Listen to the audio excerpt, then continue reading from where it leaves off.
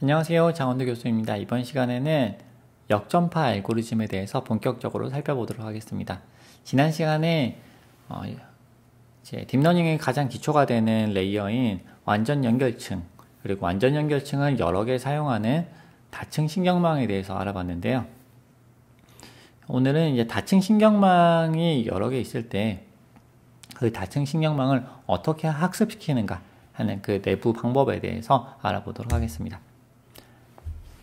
그리고 최적화 도구, 학습률, 배치 크기 등 몇 가지 인공지능 딥러닝에 관한 기초 상식을 설명드리도록 하겠습니다. 이제 먼저 전파와 역전파인데요. 지난 시간에 제가 한번 설명을 드리긴 했는데, 전파라고 하는 것은 주어진 입력이 딥러닝 네트워크를 통해서 끝까지 가는 것, 그래서 출력이 나오는 것, 이 과정이 전파 과정이고요. 반대로 가는 것이 역전파예요.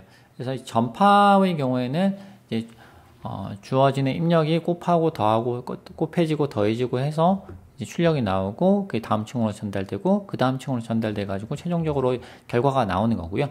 1, 0 이렇게 나오겠죠. 혹은 0.7, 0.8 이렇게 나오는데, 거기서 나왔을 때 반대 이제 최종적인 그 출력에서 오차가 발생을 하게 되죠. 그러면 이 오차를 어떻게 줄일 것인가 하는 부분을 고민을 하게 되는데, 그 오차를 이제 줄일 때 결국은 이제 어떤 가중치는 많이 줄여야 되고 어떤 가중치는 적게 줄여야 돼요.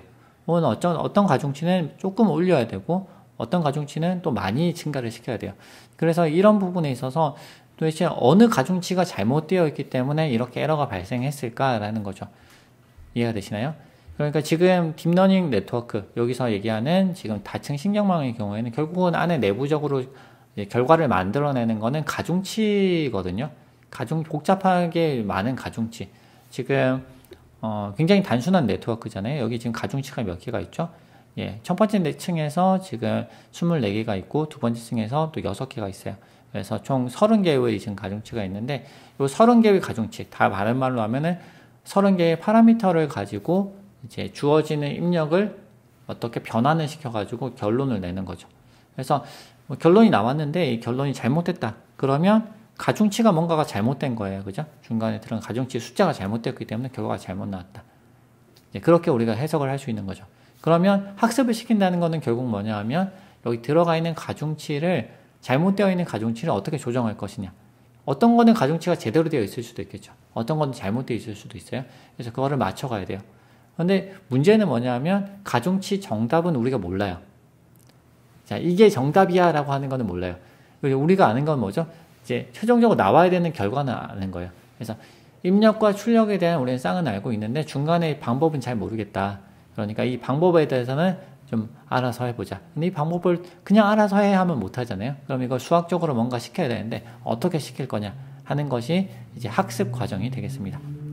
자, 그리고 그것이 이제 역전파입니다. 자, 이제 역전파 알고리즘을 좀 세부 단계를 좀 보고 싶은데요. 우선은 전파 단계부터 보죠. 일단은 완전 연결층이 두 개가 있어요. A하고 B가 두 개 있고요. 그다음 가중치는 맨 처음에 랜덤하게 들어가 있다라고 우리 가정을 해보겠습니다. 그래서 처음에 0.6, 0.4예요. 그다음 여기는 0.5예요. 지금 굉장히 단순한 네트워크죠. 입력이 두 개고 출력이 한 개예요. 그래서 첫 번째 네트워크에서는 출력이 한 개이기 때문에 가중치 두 개만 존재하고요. 두 번째 네트워크에서는 가중치가 0.5 하나만 있습니다. 그래서 요거는 뭐 이렇게 단순히 곱해가지고 더하는 것도 없죠. 곱해서 나오는 그것이 결과가 출력이다 라고 우리가 생각해 볼 수가 있어요.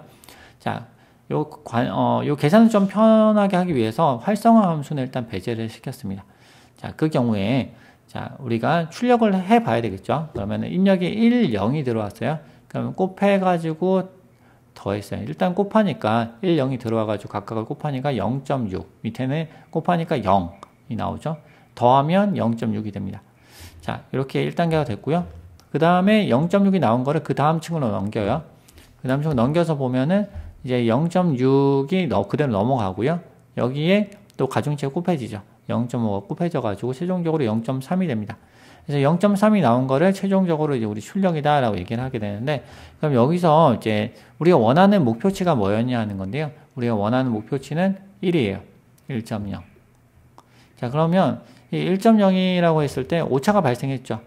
타겟에서 우리가 아웃풋을 뺐다. 이걸 오차라고 정의를 한다면 오차는 0.7이 됩니다. 자, 그러면 이제 0.7로 만들어줘야 되겠죠, 얘를. 그럼 어떻게 만들 거냐. 이제 조금 뭐 단순하게 생각해보면 이제 여기 완전 영역치 맨 마지막에 있는 요것만 바꾸면 되죠. 요것만 바꿔가지고 이제 0.6에다가 0.5를 안 곱하고 뭐 1점 얼마를 곱하면 얘가 0.7이 될 수도 있겠죠. 그런데 이제 이거를 이제 사실 완전 연결층 B만 조정을 하면은 1, 0으로 했을 때는 제대로 나오겠지만 또 0, 1로 했을 때 그런 방식으로 한다고 해서 이게 제대로 될까라고 하는 부분에 있어서는 이 부분이 들 수 있겠죠. 그래서 그런 부분은 우리가 이제 다 고려를 해야 되기 때문에 그렇게 정말 단순한 방법으로는 안 되고요. 이제 일단 오차라고 하는 걸 우리가 계산을 하는데요. 일단은 목표치에서 출력을 뺀 거를 오차로 정의를 했어요. 아까 똑같아요. 그 다음에 여기서 손실이라고 하는 거를 또 정의를 합니다. 손실이라고 하는 거는 오차의 제곱을 손실이라고 그래요. 그래서 오차를 일단 줄이는 방향으로 이제 학습을 시키겠다는 거거든요. 그래서 오차가 줄어들었는데 이 오차가 줄어드는 부분은 이제 이게 마이너스 0.7, 마이너스 0.8, 마이너스 0.9 이렇게 가면은 오차가 점점 줄어드는데 이게 제대로 되는 건 아니죠. 그래서 단순히 오차를 줄인다고 하는 거는 좀 말이 안 돼요. 그래서 그럼 이걸 어떻게 할까? 그럼 결국은 오차의 절대값을 줄이겠다라고 하는 거죠. 이제 얘가 0.001, 0.0001 이런 식으로 줄여가고 싶은 게 이제 우리의 목표죠. 그런데 이제 그냥 단순히 절대값을 취하면 이게 약간의 문제가 생기는데 어떤 문제가 생기냐면 이게 미분이 안 돼요. 이제 이렇게 연속이 아니기 때문에 절대값을 취하면 이렇게 딱 각이 생기잖아요. 그러니까 얘가 미분이 안 돼서 얘를 이제 제곱을 취합니다. 오차의 제곱. 그래서 오차의 제곱을 취하면 이제 0.5, 0.4, 0.3 점점 줄어드는 거고 마이너스 0.4, 마이너스 0.8 간다고 하면은 절대값이 커지니까 이제 제곱한 것도 당연히 커지겠죠. 그래서 손실이라고 하는 거를 오차의 제곱으로 정의를 해놓고요. 그 다음에 이제 여기다 2를 나눕니다. 근데 2분의 1을 곱하는데 2분의 1을 곱하는 이유는 사실 큰 건 아니고 나중에 미분 계산할 때 좀 편해지거든요. 그래서 지금 여기 2분의 1을 곱하고 있습니다. 그래서 일단 손실이라고 했을 때 우리가 이제 1 빼기 0.3이에요. 그죠? 요거를 제곱을 합니다. 제곱을 한 다음에 2로 나눠주면 0.245가 되는데요. 여기서 이제 0.245를 가지고 내부적으로 있는, 내부적으로 발생하는 이제 내부적으로 존재하는 웨이트를 조정을 하게 됩니다. 이제 가중치의 조정에 있어서는 결국은 이 손실을 줄이는 방향으로 이제 우리가 조정을 하게 되는데요. 요거를 수학적으로 이걸 풀어요. 그래서 이제 그러니까 편미분을 써가지고 이걸 풀게 되는데요. 미분을 하지 않고 편미분을 하는 이유는 이게 변수가 많아지다 보니까 편미분을 안 하고 그냥 미분을 하면 이게 너무 복잡해집니다. 그래서 이게 잘 풀어지지가 않고요. 그래서 편미분을 하면은 변수 개수만큼 이제 다 나오잖아요. 그러니까 이렇게 조금 비교적 간단하게 우리가 볼 수 있어서 이거를 편미분을 사용해가지고 문제를 풉니다. 편미분을 쓴다는 게 어떤 의미인지 조금 설명을 드리면요. 이제 왼쪽에 보시면 이제 우리가 가중치가 있잖아요. 가중치에 따라 가지고 어떤 손실, 그러니까 로스가 정의가 될 수 있어요. 계산을 해보면 나오겠죠. 그렇죠? 이제 가중치가 0.8이 주어졌을 때 손실이 요만큼이고, 그 다음에 가중치가 점점 줄어들면서 이제 손실도 같이 줄어든다라고 우리가 생각해 볼 수 있겠죠. 가중치가 근데 항상 그런 건 아닌 게 가중치가 0.8에서 이제 0.9로 늘어나더라도 얘가 오히려 또 조금 더 줄어드는 경우도 있어요. 그래서 요거는 어떤 식으로 할 거냐. 이제 보면 우리가 0.8에서 일단 기본적인 건 뭐냐 하면요. 0.8에서 요거를 줄어드는 것. 이제 지금 보면은 0.8을 기준으로 얘를 편미분을 해보면 어떻게 되냐면 이제 W1이 줄어들면은 얘도 로스도 같이 줄어드네 라는 거를 우리가 알 수 있죠. 그렇죠. 0.8에서 좀 줄어드니까 로스도 줄어듭니다. 이제 요 기울기를 계산하는 거예요. 근데 사실은 여기서 편미분이 아니고 그냥 미분을 하면 어떻게 되냐면 이제 가중치가 지금 두 개가 있잖아요. 그러면 얘가 축이 하나 더 있어요. 이 W1에 관한 축이 있고 W2에 관한 축이 있는 거죠. 그러면 이게 입체가 돼요. 그죠? 이제 이렇게 등고선처럼 이제 우리가 이제 높낮이가 있는 3차원의 그런 모양이 이렇게 나오는 거죠. 그렇게 되면 거기서 이제 어느 방향으로 내려가야지 우리가 손실을 줄일 수 있을 것인가 라는 걸 우리가 확인을 해야 되는데 그것이 이제 쉽지가 않은 거죠. 그래서 이제 조금은 무식한 방법일 수 있지만 편미분을 함으로써 이거를 조금 간소화하는 거죠. 그래서 0.8을 기준으로 받으니까 계산을 해보니까 얘가 내려가야 돼요. 아, 그럼 얘는 내려가야겠다. 라고 해가지고 W1의 값을 줄여줍니다. 자, 그러면 여기서 이제 편미분을 하면은 수식이 어떻게 나오는지 우리가 봐야 되는데요. 이게, 사실은 우리가 이제, 이 가중치를 다 알 수가 가중치에 따른 로스 값을 다 알 수가 없어요. 그러겠죠. 이제, 가중치가 있을 때, 이제, 가중치에 대한 로스 값을 우리가 가중치 모든 경우의 수, 그러니까 W1이 얼마고 W3이 얼마일 때 손실이 얼마가 나온다라는 걸 완벽하게 알고 있다면 사실 이거를 뭐 그냥 뭐 조금씩 조정해가지고 갈 필요가 없어요. 학습을 시켜갈 필요가 없이 그냥 바로 우리가 알고 있는 정답 값이죠. 여기서 지금 W1을 어떻게 하면은 지금 가중 로스가 제일 줄어드나요? 0.1로 하니까 제일 줄어들었어요. 그럼 0.1로 하면 되는 거예요. 그렇죠. 근데 이런 값들을 우리가 다 알 수 없거든요. 그래서 알고 있는 거는 현재 값이에요. 현재 값을 알고 있는데 현재 값을 알고 있는 상황에서 우리가 뭔가 이거를 바로 다 일일이 주변을 계산하지 않고 할 수 있는 방법이 없을까? 라고 생각해 봤을 때 이제 여기서 나오는 우리가 손실함수가 있었잖아요. 이 손실함수를 편미분을 그냥 해버리는 거예요. 그래서 이거를 지금 이 값들을 다 알고 있는 상태에서 우리가 미분을 하는 것이 아니고 사실은 손실함수라고 하는 함수가 있고 그 함수에 대해서 우리가 함수를 수학적으로 편미분을 해버리면 이게 풀려버려요.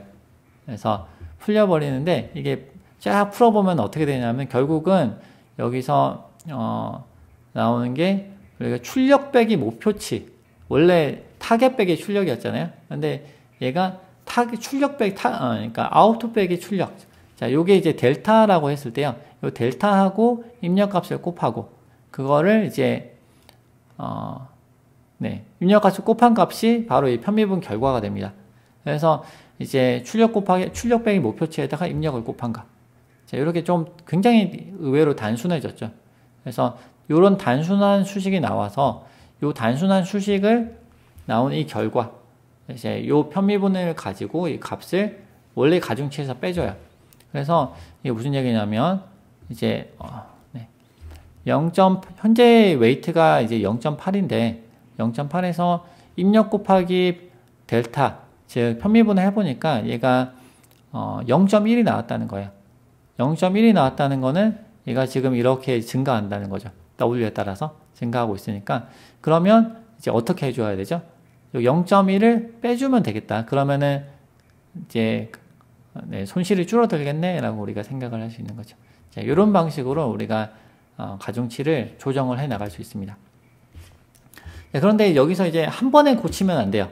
한 번에 고치면 이렇게 해가지고 그냥 슉슉 갈 수 있는데 이제 문제는 여기서 이게 자칫 잘못하면 오른쪽으로 성 내려갈 수 있거든요. 그래서 오른쪽으로 내려가 버리면 다시 돌아오는데 힘들어요.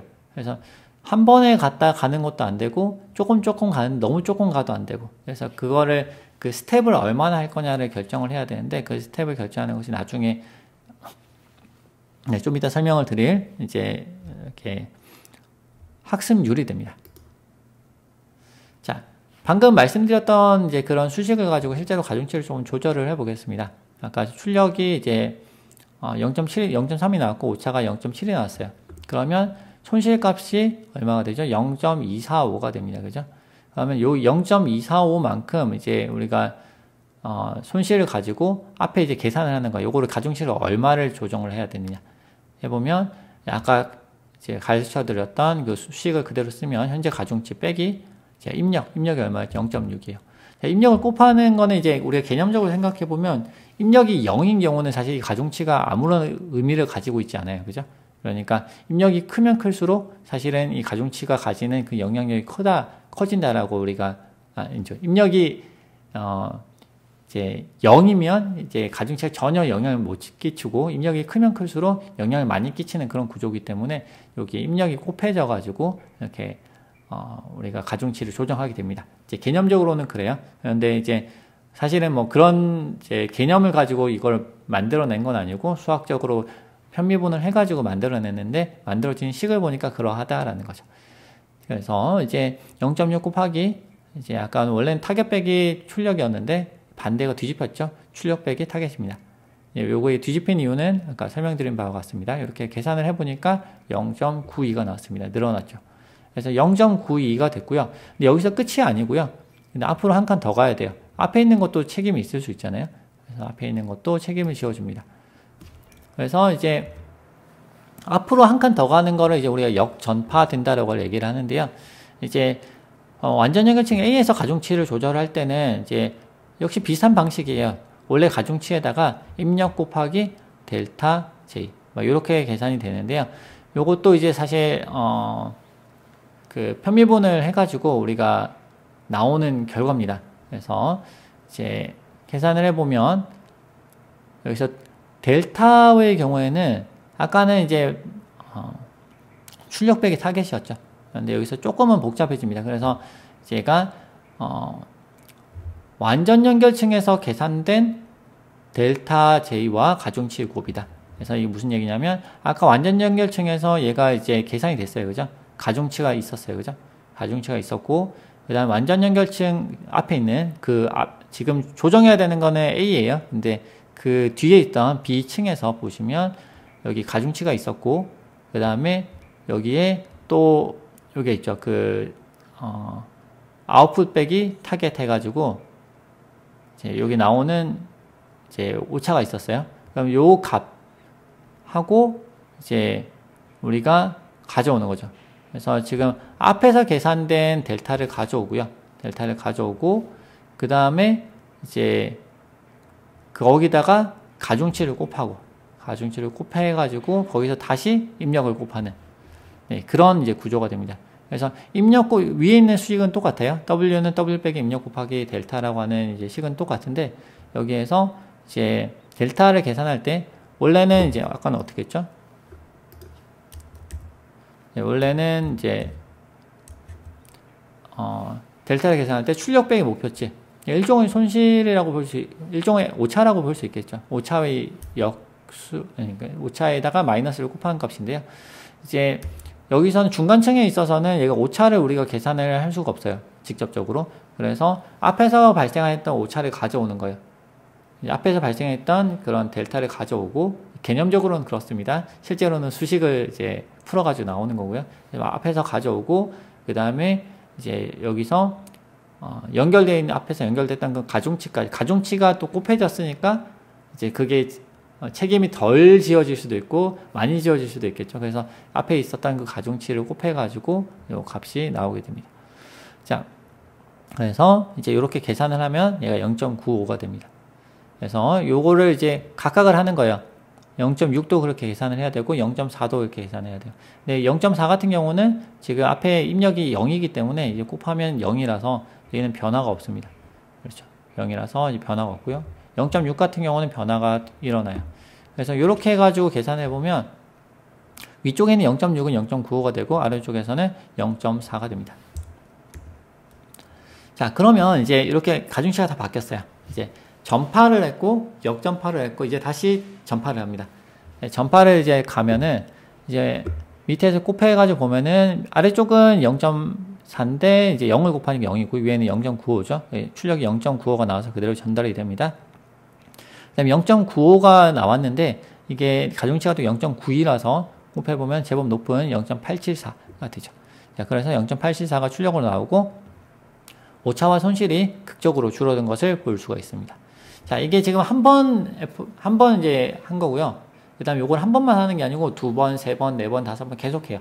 그 다음에 지금은 1, 0에 대해서만 했는데 0, 1에 대해서도 해야 되고 0, 0에 대해서도 해야 되고 1, 1에 대해서도 해야 되고 그래서 모든 케이스에 대해서 다양한 데이터에 대해서 우리가 이제 학습을 시켜야 되고요. 학습을 시키고 그걸 또 여러 번 반복을 하면은 우리가 학습이 된 이제 그러니까 파라미터가 정확하게 잘 찾아진 최적화된 그런 네트워크를 가지게 됩니다.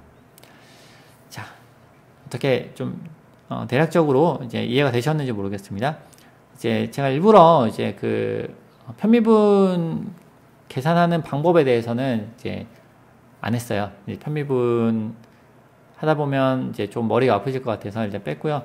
이제 의외로 어렵진 않은데 그렇게까지 어려운 건 아닌데 수학에 익숙하지 않으면 좀 어려울 수도 있습니다. 그래서 좀 궁금하신 분들은 관련 자료 좀 찾아보시면 다양한 자료들이 요즘 많이 나와 있으니까 도움이 되실 거라고 생각합니다. 자, 그 외에 좀 이어가지고 몇 가지 이제 기본 개념에 대해서 좀 설명을 드리고 싶은데요. 이제 여러분이 앞으로 이제 딥러닝을 계속 하시게 되면 이제 이런 용어들이 몇 개 있어요. 근데 이 용어들을 제대로 알지 못하면 이제 나중에 헷갈리니까 이제 미리 좀 짚어서 넘어가도록 하겠습니다. 먼저 배치입니다. 배치라고 하는 거는 이제 가중치를 우리가 아까 조정을 했는데 가중치를 조정을 할 때 데이터 하나 놓고 방금 조절을 했잖아요. 근데 보통 일반적으로는 그렇게 안 해요. 이제 왜냐하면 데이터를 하나 놓고 조정하고 하나 놓고 조정하고 이렇게 하다 보면은 얘가 안에 가중치가 계속 왔다 갔다 하면서 학습이 잘 안 되는 경우가 있어요. 그래서 요거를 하나씩 넣는 게 아니고 요거를 배치 단위로 얘가 묶어가지고 넣습니다. 그래서 여러 개를 한꺼번에 넣어가지고 그러니까 사실 여러 개를 한꺼번에 넣는다고 이제 이게 진짜로 한꺼번에 들어간 건 아니고요. 이제 한 개씩 들어가요. 한 개씩 데이터가 들어가가지고 한 개씩 에러가 나와요. 에러가 이제 오차가 하나씩 나오는데 이 오차를 다 합산을 해가지고 이제 손실을 계산하겠다라고 하는 거거든요. 그리고 다 계산을 한 다음에 한꺼번에 안에 들어가 있는 가중치를 조절하겠다라고 하는 게 하나의 배치 단위가 됩니다. 이제 방금 제가 진짜로 한꺼번에 들어가는 게 아니라고 말씀드렸는데 이게 진짜로 한꺼번에 들어갈 수도 있어요. 이제 계속 지금 왔다 갔다 하는데 이게 무슨 말씀이냐면은 이제 우리가 병렬 처리를 하잖아요. GPU를 써가지고 병렬 처리를 하기 때문에 원래 CPU 해가지고 CPU 단독 코어에서는 이게 한 번에 하나밖에 처리를 하지 못하니까 이게 하나 계산하고 그래가지고 한 10개 정도 계산을 한 다음에 요거를 가중치를 이제 한 번에 이제 손실을 합쳐가지고 한 번에 이제 가중치를 조절하자라고 이렇게 되는 거고요. 근데 GPU를 써가지고 우리가 병렬 처리를 하게 되면 이제 10개 데이터에 대해서 이제 한꺼번에 주는 거죠. 한꺼번에 줘가지고 각각 계산을 하죠. 각각 계산을 해가지고 이제 오차를 계산을 한 다음에 오차를 이제 그다음 손실을 계산한 다음에 그걸 쫙 합쳐가지고 한 번에 이제 가중치를 조절하는 그런 이제 프로세스가 내부적으로 일어나게 됩니다. 이게 이제 배치라고 합니다. 그래서 그냥 요약하면은 이제 손실을 합산해서 가중치를 수정하기 위한 그 단위가 되고요. 배치가 어느 정도 큰 게 좋아요. 근데 또 너무 크면은 이제 좀 다양성이 좀 떨어질 수 있고 이제 적당하게 이제 이걸 조정을 해야 되는데 보통 이제 지금 여기서는 설명을 위해서 이제 10이라고 이제 지정을 했는데요. 10으로는 보통 잘 안 하고 2의 배수로 해가지고 8, 16, 32, 64 이런 식으로 보통 좀 늘려가지고 이렇게 여러 가지로 좀 트라이를 합니다. 딥러닝 학습을 시킬 때요. 그래서 이렇게 학습을 시킨 다음에 해보니까 이제 배치를 이 정도 하는 게 제일 최적이더라라고 해서 최적 파라미터를 우리가 찾아가지고 진행을 하는 것이 일반적입니다. 그래서 이제 배치 크기가 이제 어느 정도는 이제 규모가 되는 것이 좋은데요. 문제는 뭐냐면 보통 이제 배치 크기를 크게 하고 싶은데 딥러닝을 이제 배치 크기를 크게 하려면 이게 문제가 뭐냐면 이 배치들을 한꺼번에 메모리에 올려야 되거든요. 우리가 GPU를 보통 쓰잖아요. 그러면 GPU를 쓰면은 이제 GPU 메모리 사이즈가 한계가 있어요. 그래서 24개, 요즘에 이제 뭐 4090이다 이렇게 되면은 24기가, 이제 5090이 Ti가 아마 이제 36기가로 알고 있는데요. 그러면 36기가다. 이렇게 되면 36기가만 한 번에 다 올릴 수 있는 거예요. 그래서 이 배치 크기가 이제 그 딥러닝 GPU의 내부 메모리 사이즈에 이제 영향을 받기 때문에 이제 이거를 무작정 또 엄청 키우기는 어렵습니다. 자, 그 다음에 알아두셔야 되는 게 학습률이라고 하는 정보인데요. 학습률이라고 하는 게 이제 우리가 방금 이제 그 출력을 만든 다음에 오차에 대해서 그대로 적용을 했어요. 그러니까 뭐냐면은 0.5에서 갑자기 0.92가 됐단 말이죠. 근데 방금 데이터 그냥 하나 넣었는데 이렇게 가중치가 갑자기 이렇게 확 널뛰기를 하면은 이제 정답을 찾아가는데 굉장히 어렵습니다. 왜냐하면 이게 딥러닝의 학습 프로세스라고 하는 것이 정답을 한 번에 찾는 프로세스가 아니고 조금 이동을 시켜봐요. 왜냐하면 이게 아까 이제 제가 말씀드렸다시피 전반적인 이제 모든 파라미터 그 맵상에서 이제 손실이 얼마가 날 것인가 하는 걸 우리가 정확하게 알 수가 없어요. 그래서 이제 눈 감고 이제 막 이렇게 어디가 좋을까 이렇게 하면서 이제 찾아다니는 거에 가깝거든요. 그래서 이제 그냥 이거를 절로 가는 게 좋을 것 같아 해가지고 저기로 가면은 손실이 좀 많이 줄어드네 해가지고 저쪽으로 점프를 확 해요. 해가지고 넘어가면은 가보니까 아닌 거예요. 다시 돌아오고 갔다가 돌아오고 저기 갔다가 돌아오고 이런 이제 경우가 많이 발생을 하거든요. 그래서 이제 그런 것을 아예 없앨 수는 없지만 이제 좀 최대한 줄이기 위해서 어떻게 하냐면 한 번에 많이 가지 않고 조금 가자. 이제 그렇게 해가지고 학습률을 여기다 곱합니다. 그래서 아까는 이렇게 0.6에다 0.4 빼기 1 해가지고 바로 빼버렸는데 네, 그러지 말고 여기다가 학습률 0.1을 곱한다든지 0.001을 곱한다든지 0.0001을 곱한다든지 이렇게 해가지고 얘를 학습을 시켜요. 그래서 새로운 가중치를 만들어내고 그렇게 이제 높은 학습률이 높게 되면 이게 어떻게 되냐면 좀 빠르게 학습을 할 수 있겠죠. 하지만 정답을 놓칠 수 있다. 정밀하게 이걸 찾는 것이 굉장히 어렵다. 이제 그렇게 볼 수 있고요. 학습률을 낮추게 되면은 정밀하게는 학습을 시킬 수 있어요. 그런데 시간이 많이 걸릴 수 있죠. 그리고 너무 낮게 되면 이게 어떤 문제가 벌어지냐면은 우리가 흔히 로컬 미니멀을 해가지고 이제 그러니까 쭉 가다가 이쪽으로 가면 좋을 것 같아가지고 쭉 가요. 가보니까 거기가 제일 좋아요. 여기가 제일 좋구나 하고 찾았어요. 이게 베스트예요. 찾았는데 사실은 저기 멀리에 더 좋은 게 있었던 거예요. 그거를 이제 못 찾고 구덩이에 빠진 거죠. 이렇게 구덩이에 있으니까 쭉 가다가 여기가 제일 좋다. 제일 에러가 났네. 손실이 났네 해가지고 멈췄는데 고난을 조금 지나고 나면 그 다음 다시 확 떨어질 수 있는데 그것을 못 찾았다는 거죠. 그래서 이제 그런 부분에서 학습률을 좀 조정을 어떻게 할 것인가에 대한 여러 가지 연구들이 많이 있고요. 이제 그 중에서 전통적인 방법이긴 한데요. 학습이 진행됨에 따라 가지고 학습률을 점차 낮춰가는 그런 방법도 있습니다. 네, 여기 이미지가 있었네요.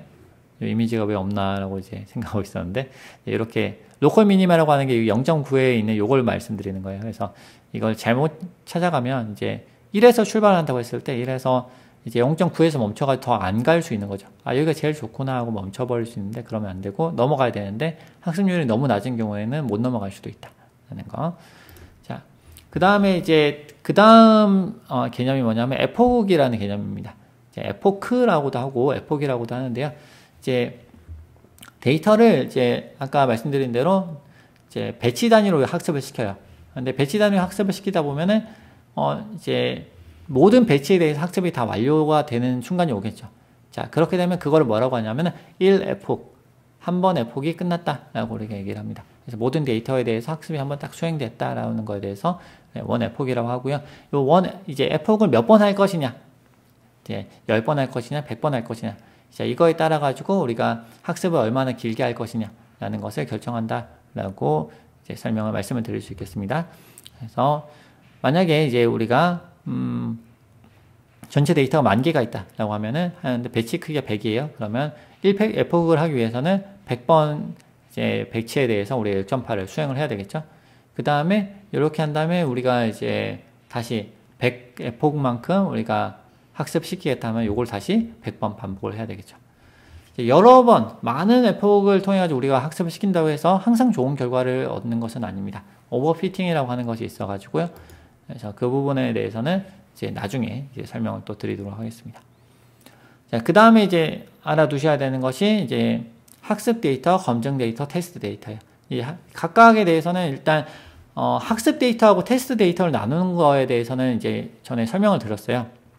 그래서 이제 딥러닝의 경우에는 인공지능은 이제 외우는 건 너무 잘하기 때문에 학습한 거를 그대로 테스트하게 되면은 이제 요거를 올바른 평가, 공정한 평가가 되지 않는다. 그래서 학습한 거하고 테스트하고 분리를 해가지고 이제 별도의 데이터를 가지고 학습을 시켜야 된다는 거 이제 이렇게 말씀을 드렸고요. 그 다음에 이제 검증 데이터하고 테스트 데이터하고 이게 좀 헷갈릴 수가 많은데 헷갈리는 경우가 많은데요. 이제 보통 우리가 이제 학습 데이터와 테스트 데이터 나눈다고 했을 때 학습 데이터라고 했을 때 학습 데이터와 검증 데이터를 합쳐가지고 학습 데이터라고 하는 경우가 많이 있습니다. 그 다음에 요거 테스트 데이터가 존재하고요. 근데 이제 여기 안에 들어가 학습 데이터 안에 들어가서 진짜 학습 데이터가 있고 검증 데이터가 있는 거예요.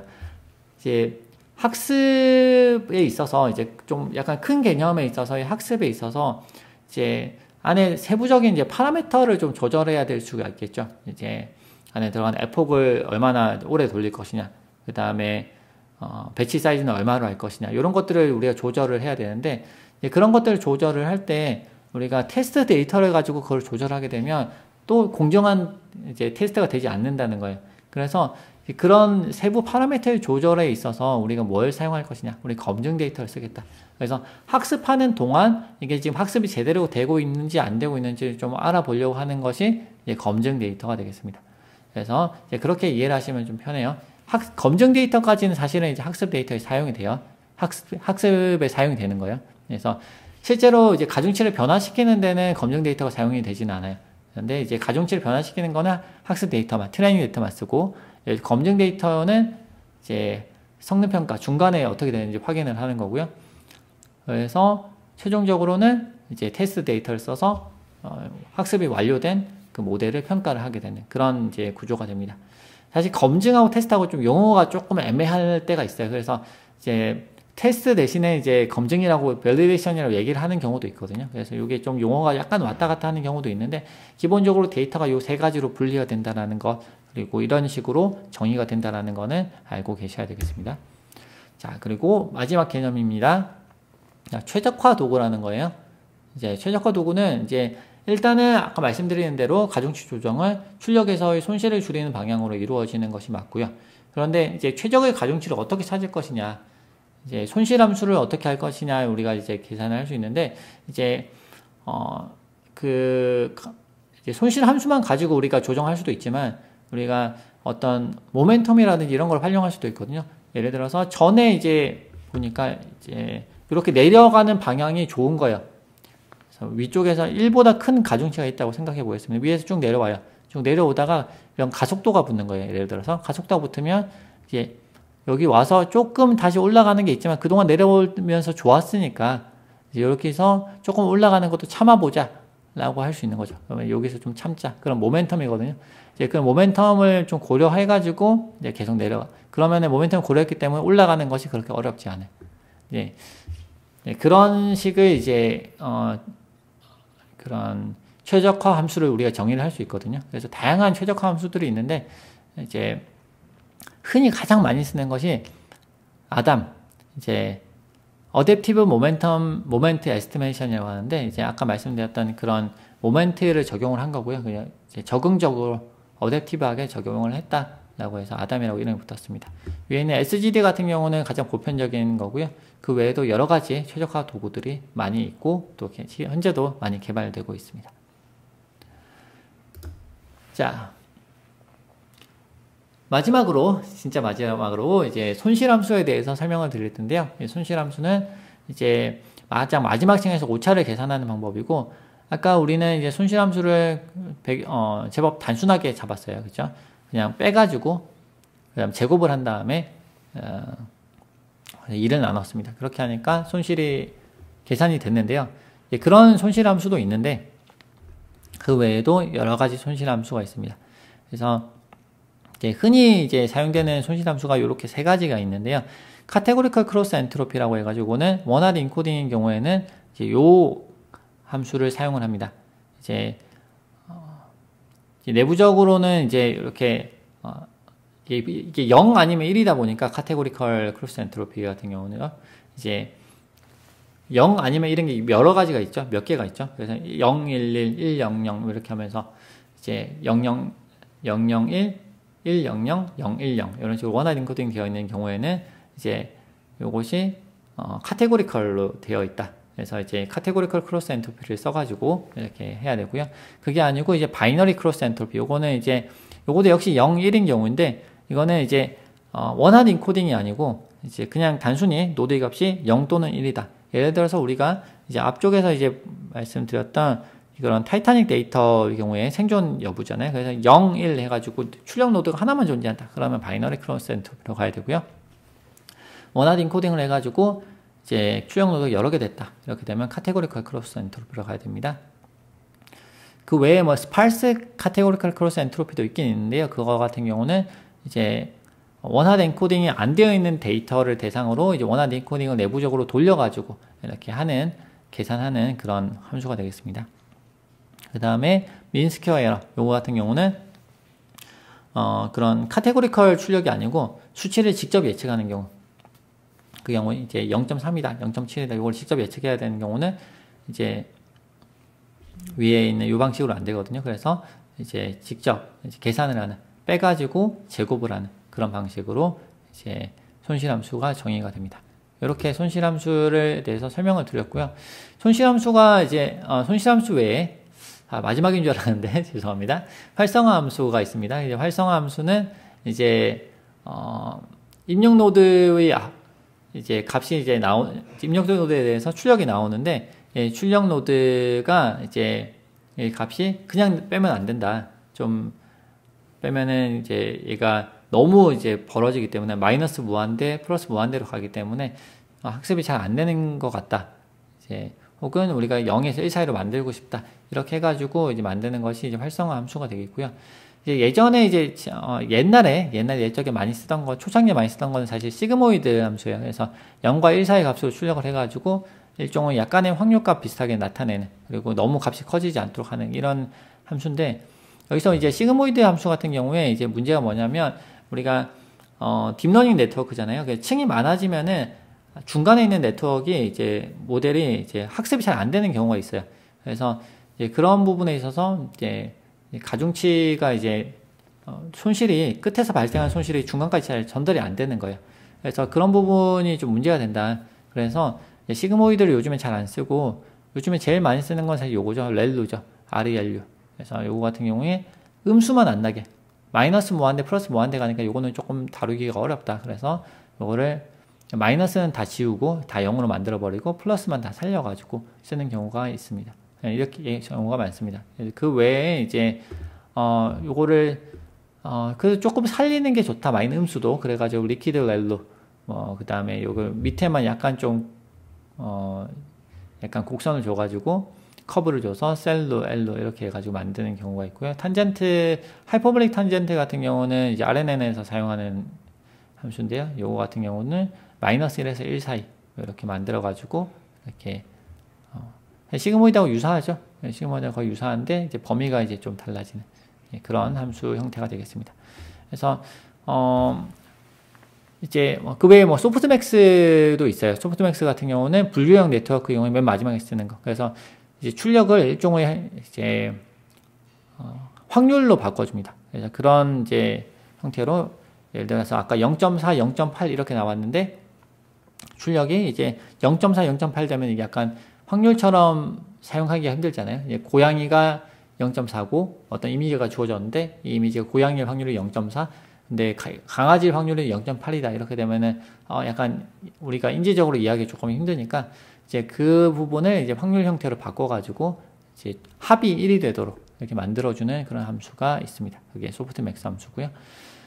네, 그 외에 뭐 여러 가지 이제 아까 설명드렸던 여러 가지 함수들이 있는데 이제 여러분이 뭔가 딥러닝 모델을 만들 때 이게 지금 잘 안 된다. 원래 이제 기본적으로는 보통 렐루를 가지고 시작을 하거든요. 하다가 여기 좀 학습이 잘 안 되는 것 같다 하면은 요거를 이렇게 저렇게 바꿔보는 이런 작업들도 다양하게 해볼 수가 있겠습니다. 네, 이렇게 긴 시간 수업 들으시느라고 수고가 많으셨습니다. 오늘 이제 앞 시간까지 합쳐가지고 완전 연결층부터 시작해서 이제 역점파, 다층 신경망, 역점파 알고리즘, 그 다음 최적화 도구에다가 학습률, 배치 크기 등등의 여러 가지 이제 개념까지 이렇게 한꺼번에 이제 다뤘는데요. 여러 가지 새로운 개념들이 많이 이제 들어갔거든요. 그래서 여러분이 그냥 강의 듣고 그냥 이렇구나 하고 끝나면 안 되고요. 이제 각각의 개념들을 여러분 머릿속에 잘 넣으셔가지고 온전히 이해하신 상태로 또 다음 수업에 참여하시면 좋겠습니다. 네, 오늘 수업 여기까지 하겠습니다. 오늘도 수고 많으셨습니다. 감사합니다.